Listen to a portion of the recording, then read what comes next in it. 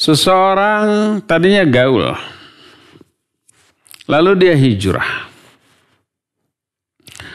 Otomatis meninggalkan kawan-kawannya terdahulu. Karena kalau hijrah tapi masih bergaul dengan kawan-kawan lama, ya bukan hijrah namanya. Jadi otomatis meninggalkan sahabat-sahabat yang lalu kemudian berpindah menjadi bersahabat dengan sahabat-sahabat baru. Apa yang terjadi? Yang terjadi sahabat-sahabat lamanya menuduh. Itu memutuskan persahabatan. Menuduh, memutuskan tali silaturahmi. Akhirnya komunitas lamanya terpecah belah. Ada yang pro, ada yang kontra, ya enggak? Yang kontranya mungkin lebih banyak. Akhirnya komunitasnya mungkin bubar atau minimalnya agak terganggu hubungan keakraban. Dulu chatting selalu dibalas, sekarang ala kadarnya. Dibalas tapi ala kadarnya. Dulu selalu kangkau, hangout, berkumpul bersama kawan. Di kafe sambil dengar musik, sambil nyanyi bersama dan seterusnya. Kadang gak punya malu, jingkrak-jingkrak di hadapan banyak orang. Dan berjingkrak di hadapan banyak orang dengan memperoleh apresiasi tepuk tangan itu membuat mereka bangga. Bangga dengan hal yang memalukan. Jadi tinggalkan semuanya itu, lalu dituduh memecah belah. Diisolasi. Dipojokkan, sudah diboikot, diomongin. Dituduh dengan tuduhan pemecah belah. Dituduh dengan tuduhan memutuskan tali persahabatan. Memutuskan tali silaturahmi. Gitu kan yang terjadi. Ini fenomena yang selalu terjadi. Tuduhan yang selalu dilontarkan. Pertama, persatuan itu bagus, persahabatan itu baik. Tapi lebih bagus, lebih baik berpegang teguh kepada kebenaran. Itu yang lebih penting, kebenaran. Oleh karena itu, kalau bersatu, bersahabat, berkawan di atas kejelekan, maka itu mencelakakan kita lahir batin dunia akhirat. Lebih baik tetap berpegang teguh kebenaran walaupun bersendirian. Itulah yang disebut dengan jamaah. Man kana 'alal haqqi fahuwa jama'atun wa in kana wahidah. Siapa orang yang berada di atas kebenaran, dia jamaah walaupun sendirian.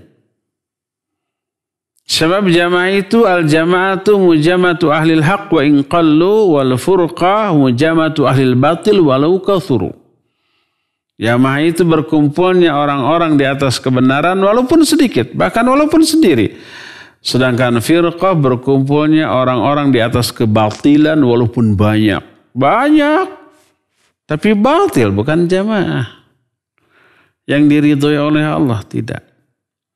Kita mencintai persaudaraan dan persahabatan, tapi kita lebih mencintai kebenaran.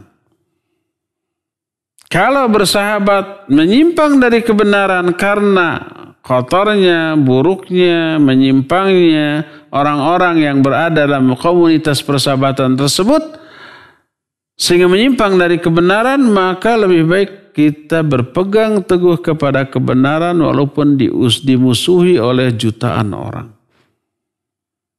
Karena kebenaran itulah yang menjadi pegangan pokok bagi setiap orang. Maka kita lihat seluruh para nabi dituduh dengan tuduhan seperti itu. Pemecah belah persatuan bangsa mereka. Memutuskan hubungan kekerabatan. Apalagi yang pertama kali menentang itu kerabatnya sendiri. Nabi SAW yang menentang siapa? Kerabatnya sendiri. Justru yang mendukung adalah orang-orang yang berada atau berasal dari kalangan bawah. Para fuqara, para masakin, para hamba sahaya. Kayak gitu tuh. Berdasarkan hal itulah maka kalau para nabi mengalami ini, para ulama zaman dahulu mengalami, apalagi kita. Itu satu konsekuensi yang logis.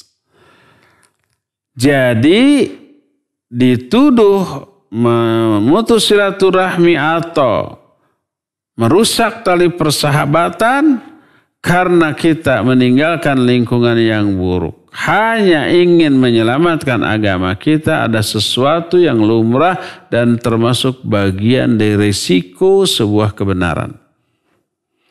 Yang harus kita lakukan adalah pertama, tetap berbuat baik, menunjukkan akhlak yang baik kepada mereka. Kalau mereka ngechat, bukan mencat,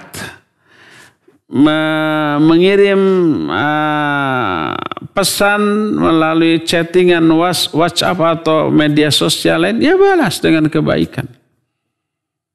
Kalau mereka mengundang, ayo kita ngumpul lagi, kau lagi, kita hang out lagi, kita balas, yuk, tapi di masjid ya sambil ngaji, gitu. Kalau umpamanya di kafe-kafe sambil mendengarkan musik, apalagi sambil jingkrak-jingkrak di tempat nyanyi-nyanyi, afwan, tidak mau begitu saja. Tapi dengan cara yang baik. Kalau mereka sakit, tetaplah tengok.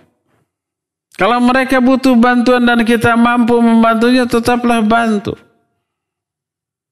Selalu menyapa mereka melalui chattingan ya nggak masalah. Yang tidak boleh bergaul, berbareng-bareng lagi termasuk dalam hal keburukan. Nah itu yang tidak boleh.